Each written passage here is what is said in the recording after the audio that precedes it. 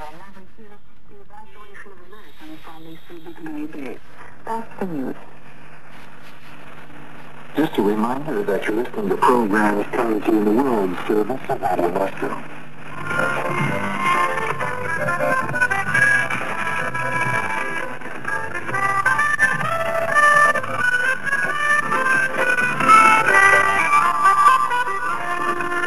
Now it's time for a weekly feature survey.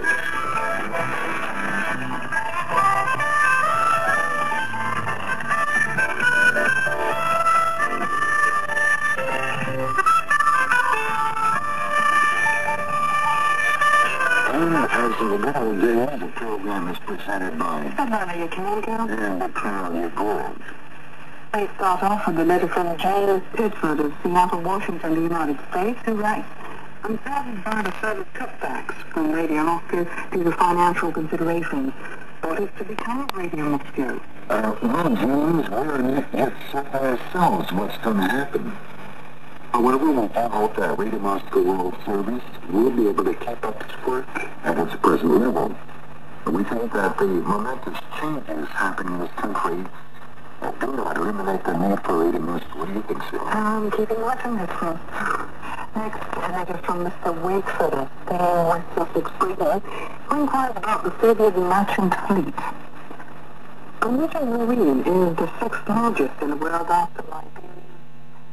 The right to drop us a line is in this direction, Moscow, Russia.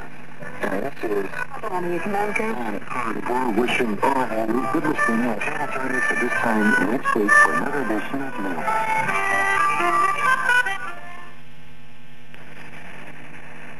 Next from Moscow, the news and brief. In Georgia, the government has proposed setting up an independent international committee to settle the situation in the republic, where the armed confrontation continues between government officials and the opposition.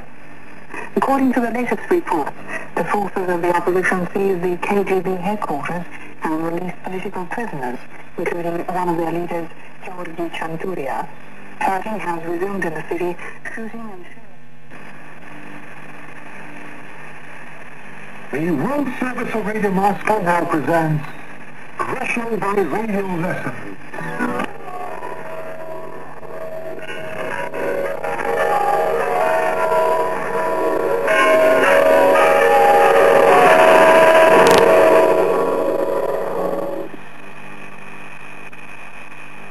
This is Radio Moscow World Service.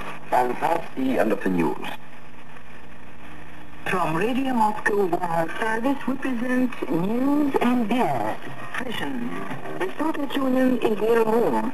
What will the Commonwealth of Independent States be like? External priorities of Russia and other topics.